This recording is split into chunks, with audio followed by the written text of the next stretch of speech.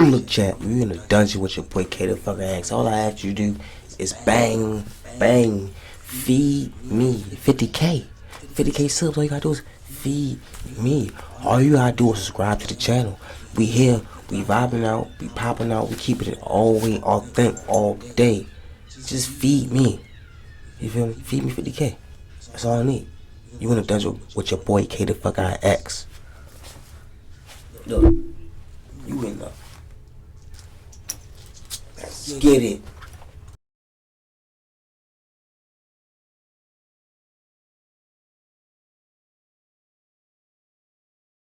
You already know what it is, folks. Your boy K the fucking X. We in the dungeon. You hear me? We in the dungeon. React to that. So all I'm asking you to do is hit that like button, hit that like button, hit that subscribe button, hit that comment button, hit that share button. Hey, get 20 of your friends, bring over here to the community, tell them like, subscribe to the channel. But I'm asking you to do this right here. Feed me 50K, man. All you gotta do is subscribe to the channel. You see it right there on the screen. All you gotta do is subscribe to the channel. Man, we about to get into them rapper killers. Like, them boys is really out there killing rappers. Like, they try and catch them a nice bag, come up. Or at least make a name for themselves. Who knows? Let's get into it. From the broad daylight scuffle that silenced Nipsey to the cold chase that clipped XXXTentacion's wings, and beef that was supposed to be just bars ended up flipping Von's destiny. These streets ain't. And if you ain't got you one of these, you better roll you on up or get out of here. Get you one of these, sit back and chill with your boy KIX. Subscribe to the channel. Same haters you called out in your verses. Caught in the crossfire, these rap legends face the ultimate shutdown, not by their rhymes, but by the steel in their ops' hands.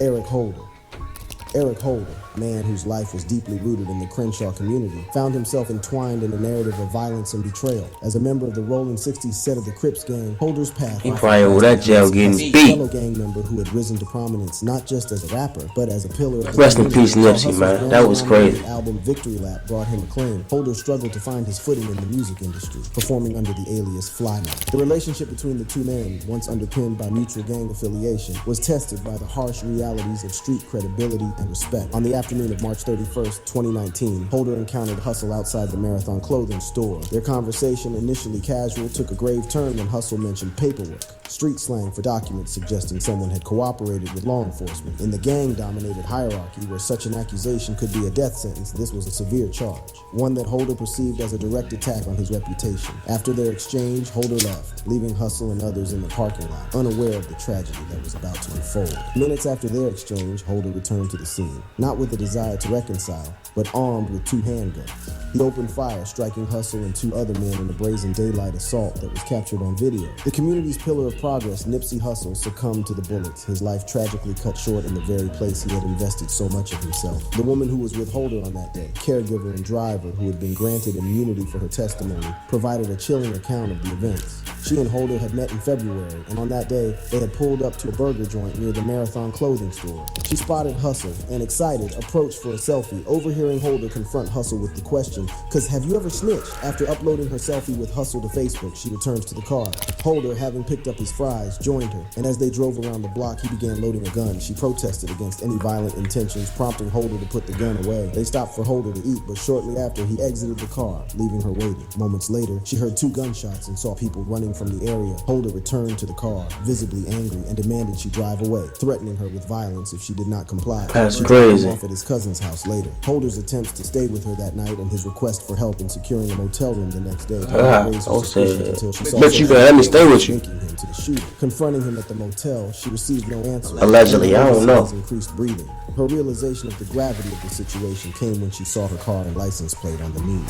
Despite initially being turned away by the police, she and her mother returned to the station the next morning. Oh, that's crazy. Yo, with detective. Bro, how you go down there to confess about some shit and they like, no, you're not the one. You can go. What you just saying on the news? And then they, that was really a lead and bring you back. Like, that's crazy. She revealed Holder's initial intention to conduct a drive-by and her refusal to allow her car to be used for such a purpose. Oh, that man right there, I lost all respect for that boy right there, Cowboy. watched your man get unalive. You supposed to have that thing with you. That's the breadwinner. I never understood that. Like, jump in front of the thing or something. Bang him or something. Help your man up. Like, you did nothing. So to me, sounded that back door was open. Talk, the split second that they had it, you know what I'm saying?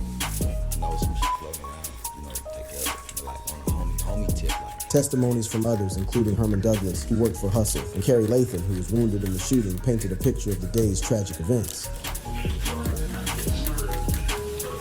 That shit itch, bruh.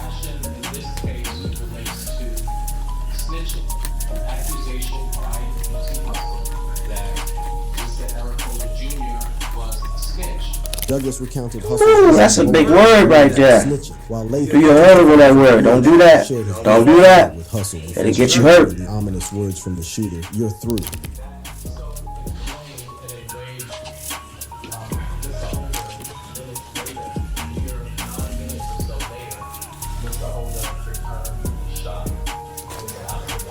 The coroner's report detailed the extent of Hustle's injuries, with at least 10 gunshot wounds and 6 bullets removed from his body. He was arrested 2 days after the shooting in Bellflower, ending a brief but intense manhunt.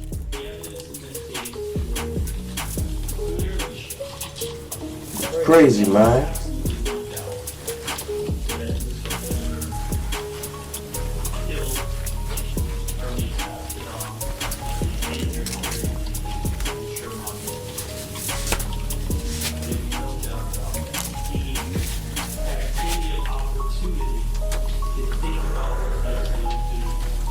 Telling you right now, if you're in the building with your boy KX, all my action to do is do that. Feed me 50K. We need 50K subs, chat. Hit that sub button. Hit that like button. Hit me in the comment box. Share it. Bring 20 people over here. Tell them to share it. Subscribe. Comment. And like it. That like button help me in the algorithm. And get rid of those ads. You see me kind of robbing out with no ad right now. Feed me 50K. Let's go, chat. Holder's attorney, Aaron Jansen, sought leniency, citing Holder's mental health struggles, including auditory schizophrenia, and the perilous future he faced in prison. Yet, Los Angeles County Superior Court Judge H. Clay Jackie was unmoved, sentencing Holder to 25 years to life for Hustle's murder. An additional 25 That's a long ass time, bro. I cannot sit that long. 2 men wounded in the attack. As Holder was escorted from the courtroom, Herman Douglas, Hustle's close friend, sang out, signaling the end of Holder's freedom and the community's long road to healing. That's Justin crazy. Johnson, Shondell Barnett, Cornelia Smith, and Hernandez Govin. In the world of R.I.P. Dolph, man. fell as news broke. Long live my boy Dolph. Revered figure in the rap community. On the fateful day of November 17, 2021, the hip-hop community was left reeling when news surfaced that Young Dolph had been fatally shot. The rapper was visiting Makeda's homemade butter cookies, a local bakery he frequented and supported, when an unidentified white Mercedes-Benz pulled up, and 2 men emerged and unleashed a barrage of gunfire. Dolph, aged 36, succumbed to his injuries, and the news of his death sent shockwaves through the city of Memphis and beyond. The brazen daylight murder of Young Dolph prompted an immediate and intense investigation. Damn, man. Already, folks just straight came and ran down on That's all I'ma say. Damn, bro. Ain't no motherfucking cookies that good to work. Hey, Young Dolph. what I'ma say about this right here? Every clip I'm calling out somebody in this clip. Cowboy, you should have stood up for your man. I know you blinked back, bro. I know you did. Come on, let's appreciate it. I know you blinked back. But it's Dolph security. I feel like you should be on that door. Like you should have been standing on that door waiting for some shit to happen. With your shit out. Not in your pocket. You should have already had that big AR out on the door. Not standing beside that man on the phone talking with that little ass 9. You know? Like yo, all of the bag right there, bro. You should have had the AR out on the door. None of that would have happened. You slipped. He was busting, but they ain't reach. He was shooting. Long live my nigga Dolph, man. That's crazy, bro. Fans and fellow artists took to social media to express their disbelief and sorrow, while law enforcement agencies began piecing together the events that led to the tragedy. The city mourned the loss of not just a rap icon, but a community leader and a symbol of hope. The Memphis Police Department worked tirelessly, combing through evidence, interviewing witnesses, and piecing together the events of that tragic day. Surveillance footage became a crucial piece of the puzzle, capturing the moments leading up to the shooting and the chaos that ensued. And Justin Johnson? Straight drive?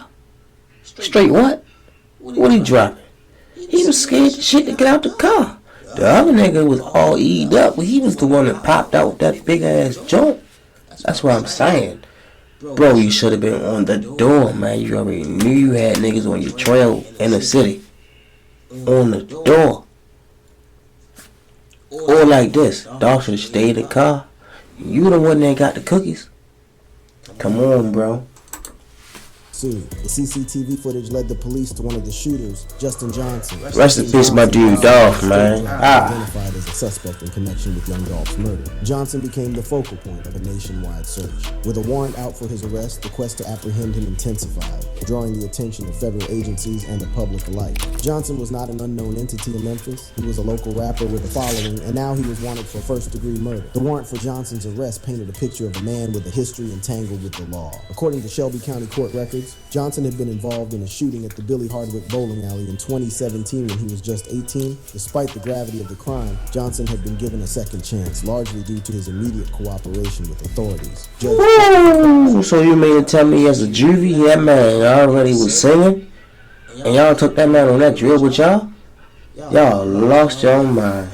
Oh no. He presided over Johnson's previous trial, spoke of the decision to grant him probation in an interview with local media. The first time he used a gun, we gave him some slack because of him immediately cooperating and doing everything, Kraft explained. But Johnson's presidency was short-lived. So he cooperated again. Following a federal weapons charge for which he served additional time in prison in a twist that seemed ripped from a crime thriller. You niggas getting soft nowadays, man. Believed to belong to Straight Drop. One post declared, "Turning myself in Monday 201, I'm innocent. I'll be back sooner than you can blink." The cryptic message, you gonna bang that? Keep your lips sealed. Left more questions than answers. As the manhunt intensified, the Instagram account gained thousands of followers, and the digital breadcrumbs led back to Johnson. The account previously registered under Justin Johnson 123 was linked to him through phone records and emails. The world watched, waited, and was ultimately left in suspense as the deadline came and went without a sign of Johnson. Instead of turning himself in, he released a new music video for his single Trackhawk on the day he was supposed to appear before law enforcement. Johnson, a fugitive on the run for over a month, was traveling in a vehicle when he was stopped and arrested. Then will finally have his day in court.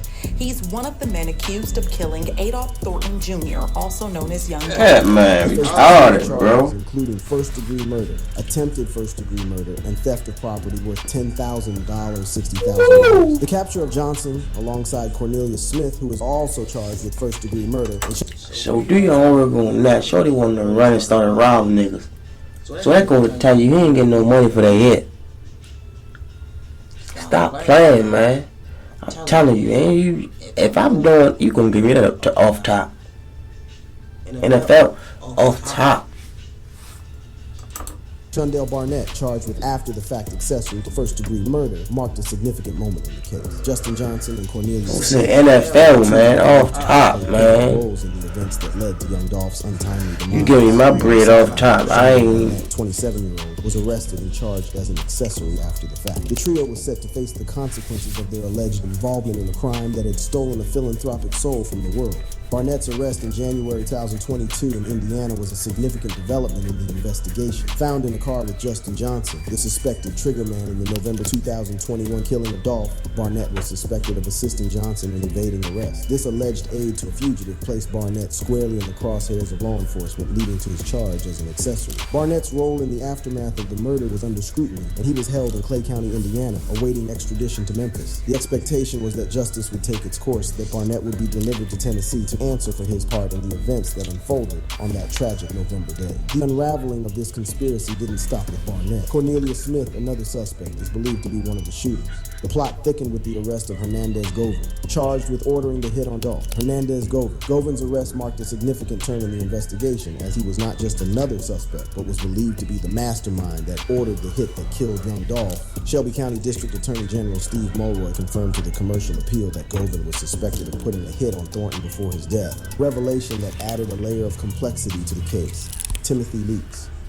On the night of November 6, 2020, the Atlanta rap scene was shaken to its core when gunfire erupted outside the Monaco Hookah Lounge. The chaos between King Von and Quando Rondo that ensued left 2 individuals dead, including the rising rap star King Von, born Davon Bennett. Now, before this night, the tension between King Von and Quando Rondo escalated. With rumors Man, rest in peace, my man. King Von associated with Lil Durk's label. Von, Quando Rondo rest in peace, my dude. Young boy found themselves in opposing camps. Social media, double-edged sword, plays its part, amplifying every glance, every line dropped that could be Crazy, man. Fans dissect lyrics and exchanges, fueling the fire of speculation. Are King Von and Quando Rondo merely products of an industry that thrives on conflict? Or is there a deeper story brewing beneath the surface? Despite this, I'm gonna tell you the deeper story. And it went on top of the fans' head.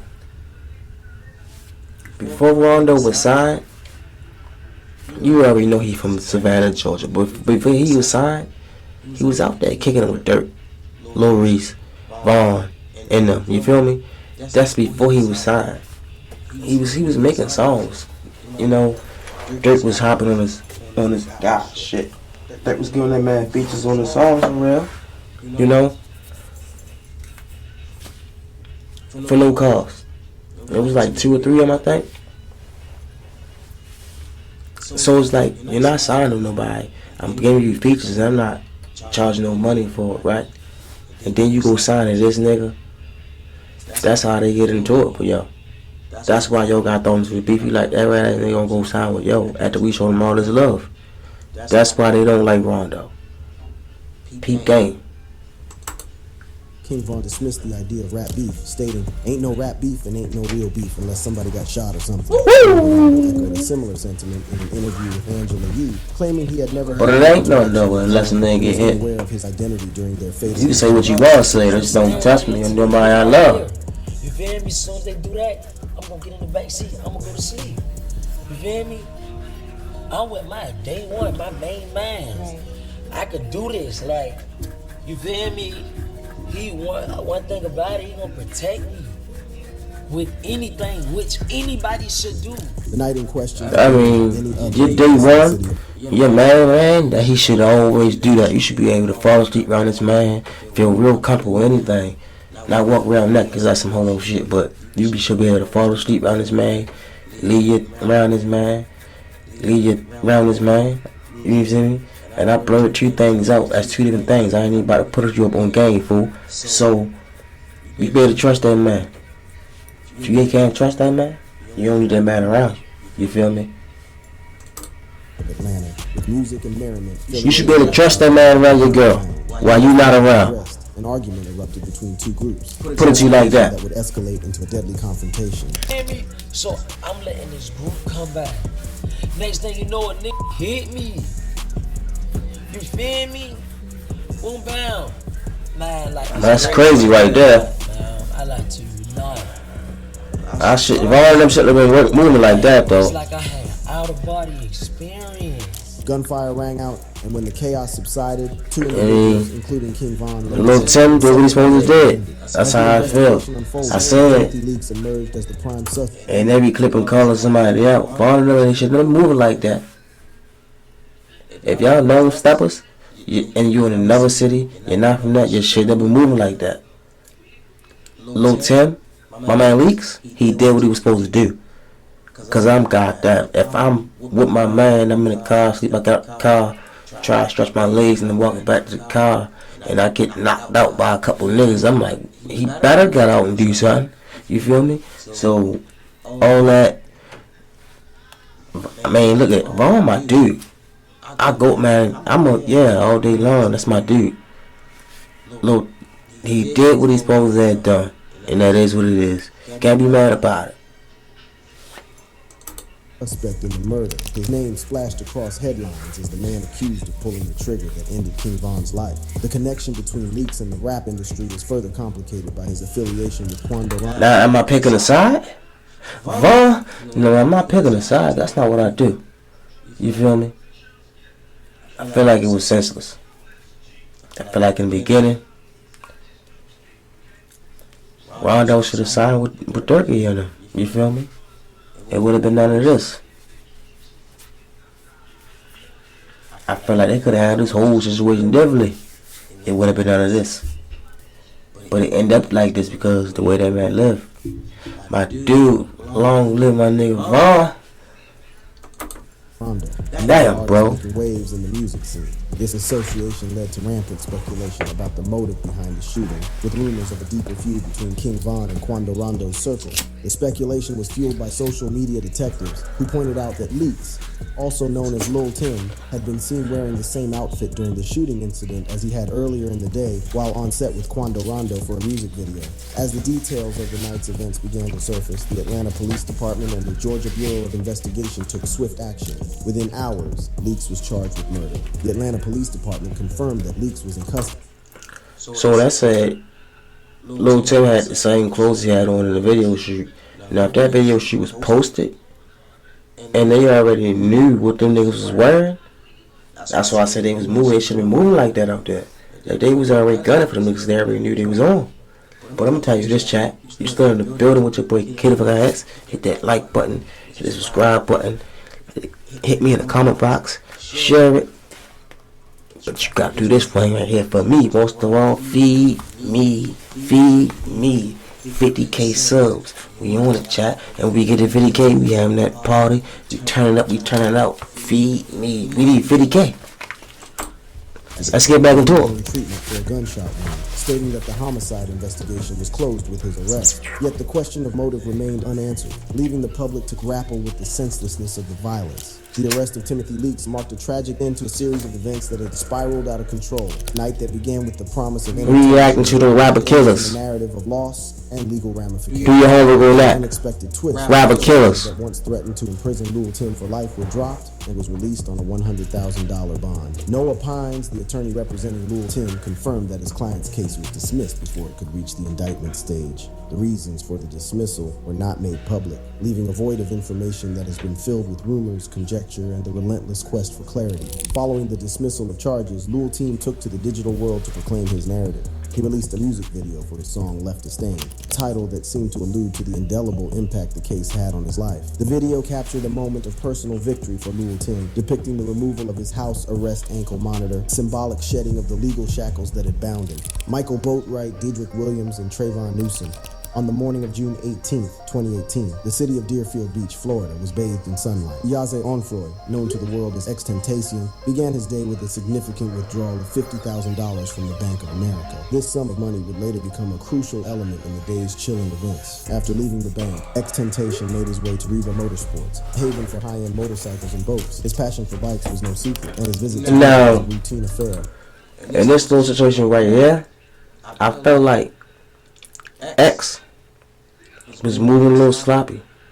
He should have been watching the surroundings a little bit more, because when you first went into the bike store, they was in there. When you went to the bank, they was in there. And when you went back to the bike store, they was in there. Like, dude, you should have known something was up. Like, hold up. Like, me, you feel me? They follow me? So I just stayed in the store, come imagine, like, yeah, come through. I think these niggas trying, yeah. Then he was just moving with that one dude with 50K on him. Like, you got me moving smart.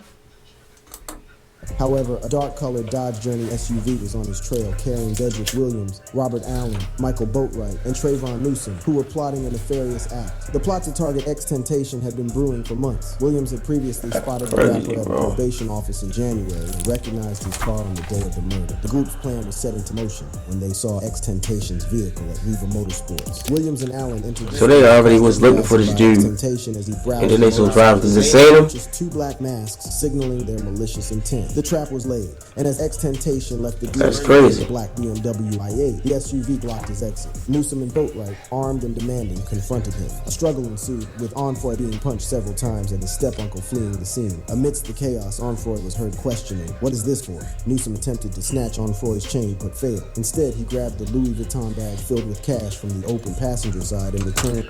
I'm not lying to you, not. I'm in the driver's seat. As soon as that truck would have swerved in front of me, knowing I got that on me, I'd have swerved. We would have been in the high speed chase. Either I'd have swerved, I'd have backed up, I'd have did something. I would have stopped and opened no motherfucking window. I'd have seen that joint. If I couldn't have moved, as soon as they got in front of me, I'd have grabbed that thing. I'm blicking through the window. I'm not playing no games. I love my life. You hear me? No, sir. Despite the robbery being complete, Boatwright stepped back from Onfroy's car, aimed his rifle, and with a cold stare fired multiple shots, fatally wounding the young rapper. The assailants then made their escape in the Dodge Journey. In the aftermath, Allen revealed that Newsom questioned Boatwright's decision to shoot, to which Boatwright claimed Onfroy had tried to grab his gun, a claim that was later dismissed in court as it was confirmed Onfroy had not provoked the attackers. Paramedics rushed to the scene, and although they briefly revived a pulse, Onfroy never regained consciousness. He was pronounced dead around 5:30 p.m. that day. The tragedy unfolded just east of Parkland, where Onfroy resided. Despite efforts by the Broward County Fire Department and paramedics at Broward Health North, a gunshot wound to his aorta was fatal, and the music world was left to mourn the loss of X-Temptation. The trial of the three men responsible for the murder of X-Temptation, Michael Boatwright, Dedrick Williams, and Trayvon Newsom, concluded with each receiving life sentences on April 7th. And I say for them four niggas, go out there and make your own bag. The jury reached their verdict after 8 days. Go out there and do something. Prosecutors Come on, man. Together the events Lame ass niggas. 2018 through surveillance footage and cell phone videos that captured the defendants flaunting cash. They fucking lame. For you four guys, y'all could have went out there and made your own bag. How y'all had to rob one dude for that? Making 50K, it's for y'all. Y'all can make 50K in a minute. If y'all really serious about it. I'm saying, it's a lot of ways besides robbing. Just hours after the murder, the testimony of Robert Allen, an accomplice turned state's Right. witness, pleaded guilty to Boom. second-degree murder, further tightened the noose around the necks of the convicted. The courtroom was silent as the life sentences were handed down by Broward County Circuit Judge Son. I heard that motherfucker cry life. Displayed Life. as they were handed No. down. The trial, which lasted a month, Yeah, don't worry, boy. You better. to the rapper's death, with prosecutors dismissing claims of poor investigation and alternative suspects. Boatwright was identified as the primary shooter.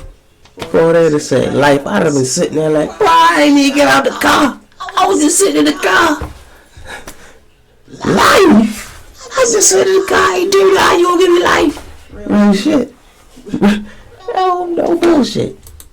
Newsom as the other gunman, Williams as the driver of the SUV, and Allen as an accomplice inside the vehicle. Corey Walker and Keandre Rogers on the fateful day of February 19th, 2020. Damn, as the Pop. star, Pop Smoke. I do Pop. Rest in peace, Pop Smoke. In the Hollywood Hills, enjoying the fruits of Ah, the Virgin. I forgot about that one. Brooklyn rapper, just 20 years old, had found fame with tracks like "Welcome to the Party" and "Dior," and his distinctive sound. I'm like, "Welcome to the party." Fans. That day, he had been busy with meetings. His presence in the city a blend of business. I'm like, welcome to the party. As night fell, Pop I'm Smoke like, property owned by reality TV personality Teddy Mellencamp and her husband Edwin Arroyo. The home was a symbol of success, a multi-million-dollar fortress amid the glittering sprawl of celebrity homes. But the security of the affluent What I say about this one was, can't say he was really back door, but you can't say he wasn't. And all you got to say about this one was the little niggas hating on Pop. They tried to read him, feel me? That's why they popped him, because they was hating on him. The rob somebody, you ain't got to pop him. What, you was scared? So you was like, oh shit, I slipped. Come on, man. Come on, man. neighborhood was no match for the events that were about to unfold. Earlier, Pop Smoke and his friend Michael Duradola had... I just feel like in these situations, you should be moving with somebody you can really trust. Like I said earlier, you should be able to move with a dude that you can trust. Like you can do around, you can do everything around this dude. Like you grew up with this man. Move with some heavy artillery in situations like this when you out of town, you popping. Cause niggas don't be playing them type of games out of town. They be trying to get that bag at any cost. Posted images on social media, some of which inadvertently revealed the home's address. One post in particular showed gifts he had received with the address clearly visible on the packaging. This seemingly innocent act would have died With the address, bro. approximately 4:30 a.m. Ooh, I forgot that. One brandishing a handgun and masked with a ski mask forced their way into the house via a second-story balcony. They Do your own, girl. Before you post something, make sure they got the location on it. Altercation ensued, and Pop Smoke was shot 3 times. The alarm was raised, and the Los Angeles Angeles Police Department was notified of the invasion from a call made from the East Coast. Officers arrived within 6 minutes to discover Pop Smoke wounded by multiple gunshots. He was quickly transported to Cedars-Sinai Medical Center, where, despite the urgent medical intervention of a thoracotomy, he was pronounced dead a few hours later. Initially, the LAPD considered gang rivalry as a motive, given Pop Smoke's ties to the Crips. However, the narrative shifted to a botched robbery. The assailants had made off with a gold watch and other jewelry, including a diamond-studded Rolex, which was later sold for a mere $2,000. 15-year-old among the four intruders confessed to the killing during a recorded conversation at the juvenile detention center. He revealed that Pop Smoke had initially cooperated but then resisted, leading to a violent struggle.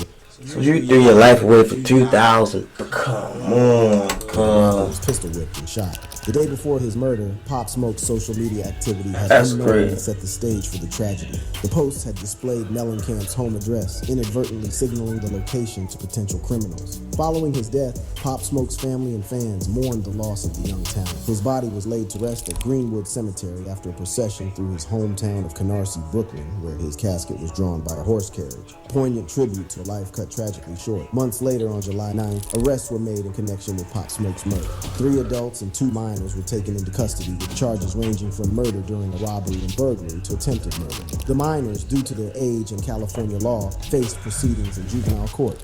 Patrick Clark.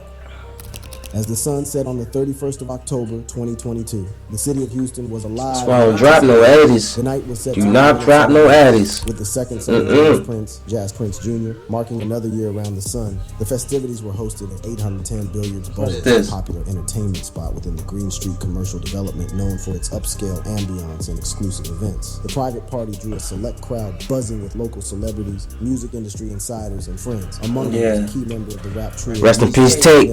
You know, who was also part of rest in peace, W. Tate. Prominence with his that defined a generation. That was crazy. The music, yeah, I remember that one like it was yesterday. That was crazy. Competition and laughter. As the party carried on, dice games, described by authorities as lucrative, became the cap. Now, what I could say in this one is they was just moving sloppy and they put their trust in too many people. Nah, you can hear me screaming. Big mouth ties, you hear me? Fuck with them. You can hear me screaming that all day long. What's up, Prince? What it is, Prince? What it is, Jay? You already know what it is, but I'm saying it's a sticky situation with that, dog. Like, it's the wrong place at the wrong time. That's all I can say.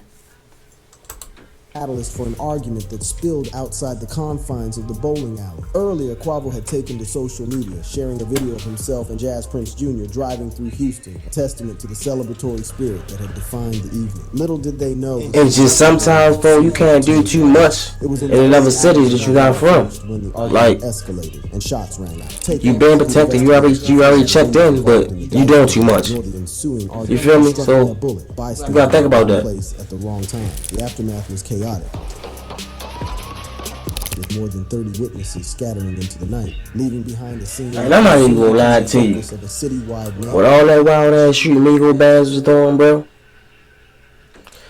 you probably hit Takeoff. And that's how I'm gonna say probably. You hit Takeoff, bro. With all that wild ass shooting Migos bands was doing, and you can come and approach me right now, I will probably put hands, feet, and turn your ass black and blue. Migos bands, you hit your boy. With all that wild ass shooting. Might ain't kill him, but you hit him. Amidst the sound of gunfire, a stray bullet struck Takeoff, who was not believed to be the intended target. The Houston Police Department reported that the fatal shooting occurred at 2:50 a.m. CDT. Takeoff, born damn, bro. Niggas need to aim right, man. Nearby heard the shots. That's crazy, Tate. Despite her efforts to check for a pulse, Takeoff was already dead upon her arrival. He was screaming. She make me mad. That's why I think about that. That's the victim. His eyes were rolled back and fixed. And I saw a pile of blood behind his head. So the first thing to do is to put pressure on the wound.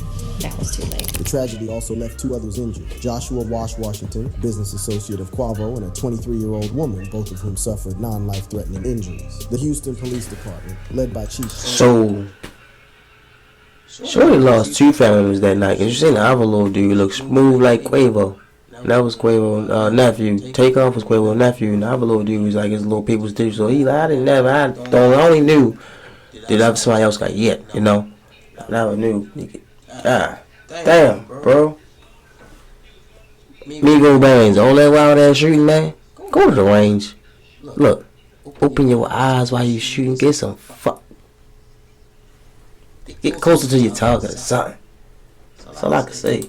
Troy Finner and the HPD Homicide Division, spearheaded by Crazy. Sergeant Michael Burrow, faced the daunting task of piecing together a puzzle with more missing pieces than present. The witnesses were reluctant to come forward, and the investigation relied heavily on the silent testimony of video surveillance and cell phone recordings. It was a painstaking process, with detectives combing through the digital evidence, seeking to reconstruct the sequence of events that led to the tragedy. Patrick Xavier Clark was the alleged shooter. The arrest of Clark on Sterling Green Boulevard was a coordinated effort, described by Chief Finner as peaceful, but executed with the full force of the law. Clark, who was taken into custody without incident, found himself thrust into the spotlight, his face and name etched into the... You know it's high profile, so you know it was gonna happen like that. In the wake of his arrest, details began to emerge that painted a picture of a man seemingly preparing to flee. Court documents revealed that Clark had applied for an expedited passport with plans for an imminent flight to Mexico. With a significant amount of cash at his disposal, prosecutors argued that Clark posed a flight risk, a claim that would lead to his bond being set at $2 million. As the investigation continued, another individual, Cameron Joshua, was arrested on unrelated charges of being a felon in possession of a weapon. Although not believed to have fired the weapon that killed Takeoff, Joshua's arrest added another layer to a case that was far from closed. What could have led Patrick Xavier Clark to allegedly pull the trigger on that ill-fated night? The motive, according to police, stemmed from the aftermath of the dice game, an argument that turned violent, with Takeoff caught in the crossfire. As the Do your homework, bro. You was acting too wild in my city, bro. Fans of Takeoff grappled with the loss of a young artist. Rest in peace, Takeoff. That was crazy, man. Tributes appeared across Atlanta, Takeoff's hometown, as the city mourned the loss of one of its own. If you want to see more videos like this, click on one of the cards on the screen. I think we gonna go see what happened over there with Big Chuck and Key Lock. But you already know you was in a dungeon with your boy KIX. All I ask you to do, hit that like button, help me in the algorithm, subscribe to the channel, chat. Hit you one more time with this. I'm like, what y'all think about that? I'm like, half of them was senseless and half of them was like, shouldn't even happen. I'm like, y'all was moving wrong in them cities. But chat, hit me. Feed me 50K subs. I'm trying to get there in a month. Yo, you already know what it is. I say, feed me 50K. Like, I'm in there. Look, I'm gonna tell you like that. Subscribe to the channel, bro. Subscribe. I had it up there all day long. Hit the subscribe button. You see it up there. Subscribe to it.